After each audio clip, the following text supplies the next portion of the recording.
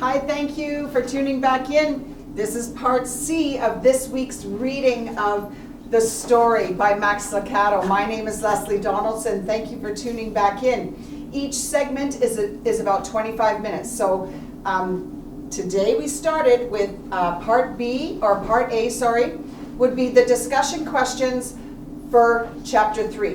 We go over them first from the previous chapter, and then we've just started to read chapter 4, Deliverance. Incredible. Please check it out. That's part A, and this is part C. We are going to finish now chapter 4. So we have just found out that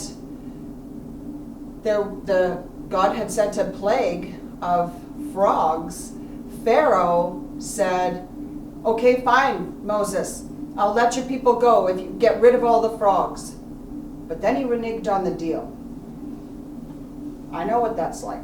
Massive betrayal. Why? And that's a question too we were talking about before. Why did God allow my lawyer to do that? Why was that allowed? Why were so many of these things allowed? That somebody broke their deal with you. But then I do believe God has used it for good, and there is a silver lining there. So, but we'll talk about that later. Let's pick right up here right now with Pharaoh has reneged on the deal.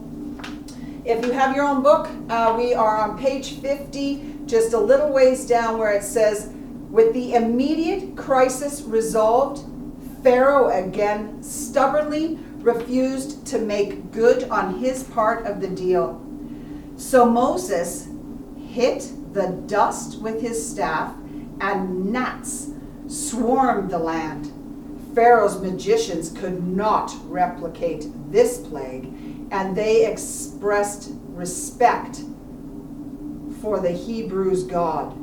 But still, Pharaoh would not budge. God continued to show his power as he prepared to rescue his people. The cycle contained through plagues that included swarms of flies, a disease that killed livestock, terrible boils that afflicted people and animals, thunderstorms with destructive hail, devouring locusts, and a frightening time of darkness. After each devastating plague, Pharaoh assured Moses that he could leave with the people, but later he would change his mind again. Now, I just want to look at this here. When we talk about these things, of the plagues that God sent for a specific reason, the people who are afflicted by it, they don't know why this is going on. But these things happen, just as we can see in our world today. Many of the things that we just talk about, they happen all the time. They do, they happen. And we think that's so out of the ordinary, but actually it happened way back here with Moses. The world's been doing this since the times of Moses and before. So it's been going on for a long time because, again, we need to go back to chapter 1 in the beginning because of the sin of Adam and Eve and the curse of the animals and the land and people and everything cursed. Starts way back in the beginning, and now we've got plagues of horrendous kind. So it says here, but the Lord hardened Pharaoh's heart, and he was not willing to let them go. Wow, that's interesting. I'm going to read that again. But the Lord hardened Pharaoh's heart, and he was not willing to let them go. Pharaoh said to Moses, "Get out of my sight. Make sure you do not appear before me again. The day you see my face, you will die. Just as you say, Moses replied, I will never appear before you again. Now the Lord said to Moses, I will bring one more plague on Pharaoh and on Egypt. After that, he will let you go from here. And when he does, he will drive you out completely. So Moses said, This is what the Lord says. About midnight, I will go throughout Egypt. Every firstborn son in Egypt will die. From the firstborn son of Pharaoh who sits on the throne to the firstborn son of the female slave who is at her handmill, and all the firstborn of the cattle as well. There will be a loud wailing throughout Egypt, worse than there has ever been or ever will be again. But among the Israelites, not a dog will bark at any person or animal. Then you will know that the Lord makes a distinction between Egypt and Israel.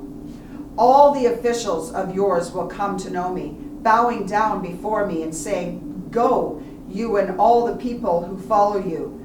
After that, I will leave. Then Moses, hot with anger, left Pharaoh.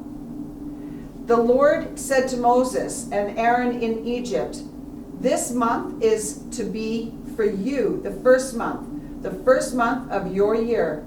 Tell the whole community of Israel that on the 10th day of this month, each man is to take a lamb from his family, one for each household.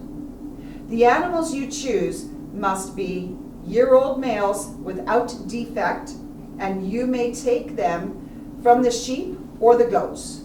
Take care of them until the 4th day of the month, when all the members of the community of Israel must slaughter them at twilight. Then they are to take some of the blood and put it on the sides and tops of the door frames of the houses where they eat the lambs. That same night, they are to eat the meat roasted over the fire, along with bitter herbs and bread made without yeast.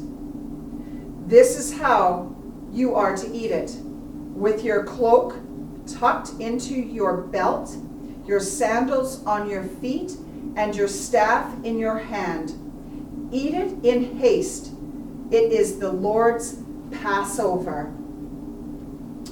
On the same night, I will pass through Egypt and strike down every firstborn of both people and animal, and I will bring judgment on all the gods of Egypt.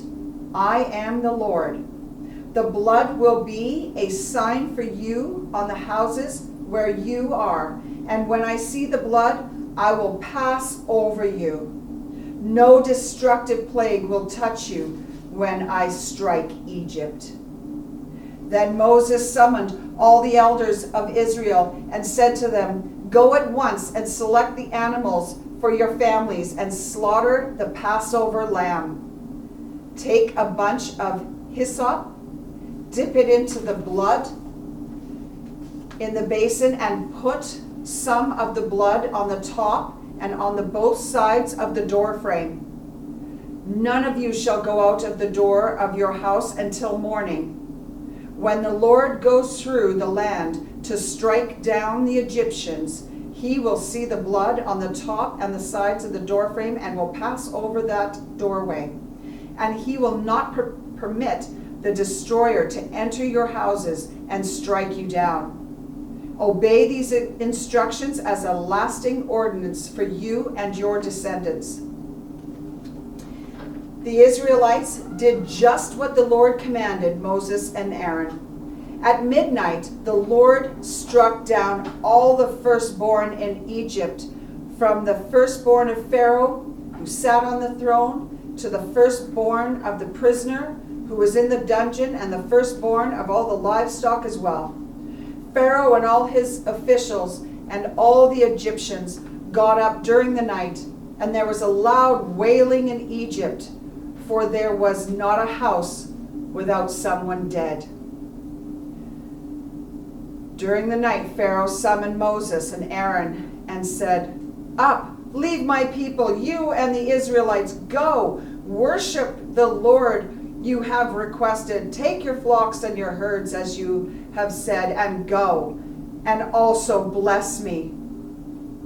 The Egyptians urged the people to hurry and leave the country, for otherwise, they said, "We will all die." Now the length of time the Israelite people lived in Egypt was 430 years. At the end of the 430 years, to the very day, all the Lord's divisions left Egypt. Wow, that's incredible. God had remembered his enslaved people and rescued them. They packed their carts with supplies and spoils freely given to them by the Egyptians and prepared for a long, dusty journey. God provided a surefire way for them to stay on course day and night, but their deliverance from Egypt wasn't complete yet. By day, the Lord went ahead of them in a pillar of cloud to guide them on their way, and by night in a pillar of fire to give them light, so that they could travel by day or night. Neither the pillar of cloud by day nor the pillar of fire by night left its place in front of the people. Then the Lord said to Moses, "Tell the Israelites to turn back and encamp near Pi Hathoroth, between Migdol and the sea. They are to encamp by the sea, directly opposite Baal Zephon. Pharaoh will think the Israelites are wandering around the land in confusion, hemmed in by the desert. And I will harden Pharaoh's heart, and he will pursue them. But I will gain glory for myself through Pharaoh and all his army, and the Egyptians will know that I am Lord." So the Israelites did this. Then the king of Egypt was told that the people had fled. When the king of Egypt was told that the people had fled, Pharaoh and his officials changed their minds again about them and said, "What have we done? We have let the Israelites go and have lost their services." So he had his chariot made ready and took his army with him. He took 600 of his best chariots along with all the other chariots of Egypt, with officers from all over them. With officers over all of them. I'm excited about it, can you tell? I'm jumbling up my words. Okay. Hang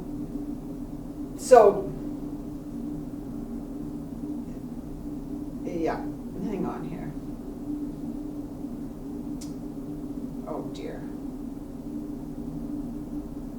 And as Pharaoh reached the Israelites, and there were Egyptians marching after them. Sorry about that. I wasn't sure I was reading this part here, but anyway, sorry for the confusion. As Pharaoh approached, the Israelites looked up, and there were Egyptians marching after them. They were terrified and cried out to the Lord. They said to Moses, "Was it because there were no graves in Egypt that you brought us to the desert to die? What have you done to us by bringing us out of Egypt? Didn't we say to you in Egypt, 'Leave us alone. Let us serve the Egyptians'? It would have been better for us to serve the Egyptians than to die in the desert." Moses answered the people, "Do not be afraid. Stand firm, and you will see the deliverance the Lord will bring you today. The Egyptians you see today, you will never see again. The Lord will fight for you. You need only to be still." Then the Lord said to Moses, "Why are you crying out to me? Tell the Israelites to move on. Raise your staff and stretch out your hand over the sea to divide the water so that the Israelites can go through the sea on dry ground. I will harden the hearts of the Egyptians so that they will go in after them. And I will gain glory through Pharaoh and all his army, through his chariots and his horsemen. The Egyptians will know that I am Lord when I gain glory through Pharaoh, his chariots, and his horsemen. Then the angel of God, who had been traveling in front of the Israelites' army, withdrew and went behind them. The pillar of cloud also moved from in front and stood behind them, coming between the armies of Egypt and Israel. Throughout the night, the cloud brought darkness to the one side and light to the other side, so neither went near the other all night long. That's incredible. This is so incredible. Then Moses stretched out his hand over the sea, and all that night the Lord drove the sea back with a strong east wind and turned it into dry land. The waters were divided, and the Israelites went through the sea on dry ground with a wall of water on their right and on their left. The Egyptians pursued them, and all of Pharaoh's horses and chariots and horsemen followed them into the sea. During the last watch of the night, the Lord looked down from the pillar of fire and the cloud at the Egyptian army and threw it into confusion. He jammed the wheels of their chariots so that they had difficulty driving, and the Egyptians said, "Let's get away from the Israelites. The Lord is fighting for them against Egypt."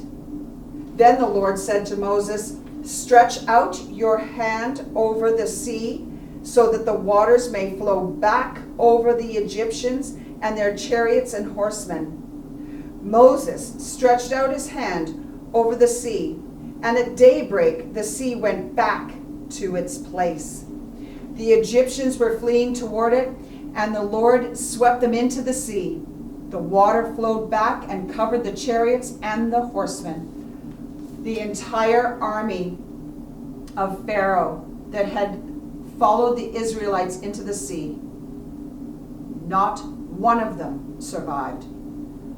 But the Israelites went through the sea on dry ground with a wall of water on their right and on their left.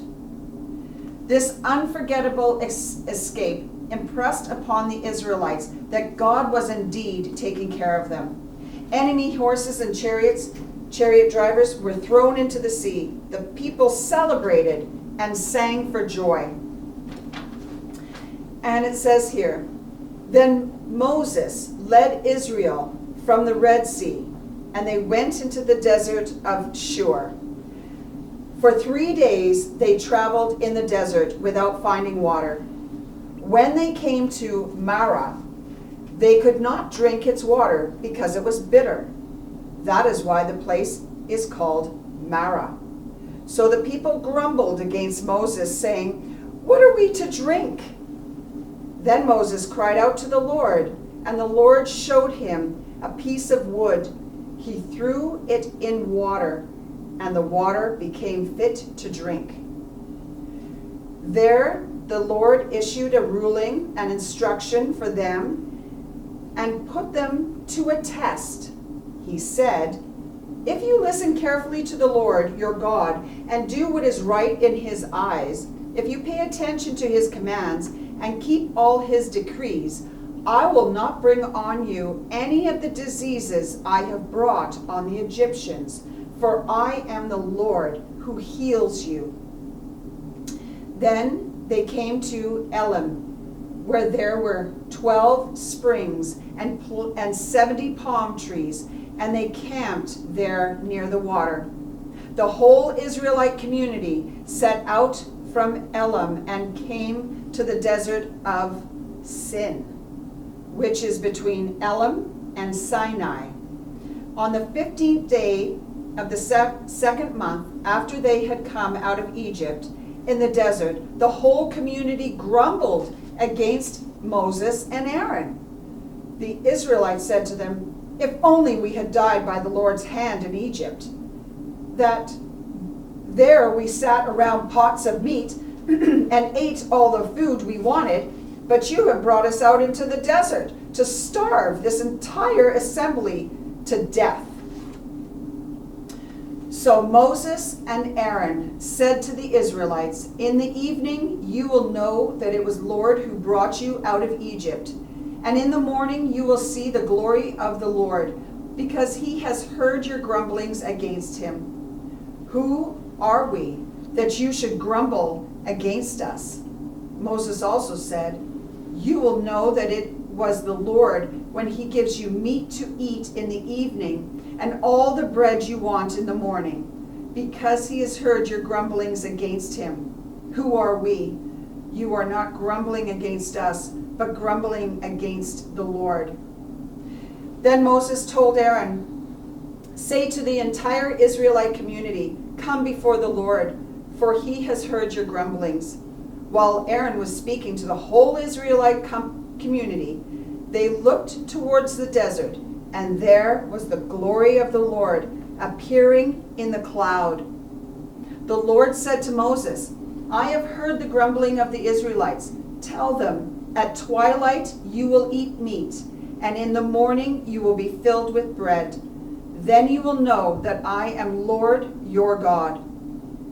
That evening, quail came and covered the camp, and in the morning there was a layer of dew around the camp. When the dew was gone, thin flakes like frost on the ground appeared on the desert floor. When the Israelites saw it, they said to one another, "What is it?" For they did not know what it was. Moses said to them, "It's the bread the Lord has given you to eat." We are almost done this incredible chapter. The people called these honey-tasting crackers manna, which sounds like what it is. They all received exactly as much as they needed for each day. On the 6th day of the week, they gathered a double portion, for no manna fell on the 7th day, the holy day set apart for rest and worship. And so the people learned to trust God to provide for them and lead them to a new land. Well, not quite. The whole Israelite community set out from the desert of Sin, traveling from place to place as the Lord commanded. They camped at Rephidim, but there was no water for the people to drink. So they quarreled with Moses and said, "Give us water to drink." Moses replied, "Why do you quarrel with me? Why do you put the Lord to the test?" But the people were thirsty for water there, and they grumbled against Moses. They said, "Why did you bring us out of Egypt to make us and our children and livestock die of thirst?" Then Moses cried out to the Lord, "What am I to do with these people? They are almost ready to stone me." The Lord answered Moses, "Go out in front of the people. Take with you some of the elders of Israel, and take in your hand the staff which you struck the Nile, and go. I will stand there before you by the rock at Horeb. Strike the rock, and water will come out of it, and for the people to drink." So Moses did this in the sight of the elders of Israel, and he called the place Massah and Meribah, because the Israelites quarreled, and because they tested the Lord, saying, "Is the Lord among us or not?" Wow, what an incredible 4th chapter. And I'm sorry I got just a little bit confused there where I was, because I am very excited about this. I'm excited about this Bible study, and I'm excited for you to take this journey with me. So I hope you've enjoyed this. This is part C. Please go back and watch part A and part B, or any of the other videos about the story by Max Lucado. Thank you so much. Next Thursday, we're going to read chapter 5, but we'll first start off with the answers to the questions of chapter 4. And I'm not sure if I have enough time right now in this video to say those questions, but I will certainly include them in the video, okay? Actually, thank you. No, actually, no, I don't have enough time to go through them right now. It'll cut off. But I thank you so much. I'm going to include them in the write-up for this video. So we'll talk next time. See you soon.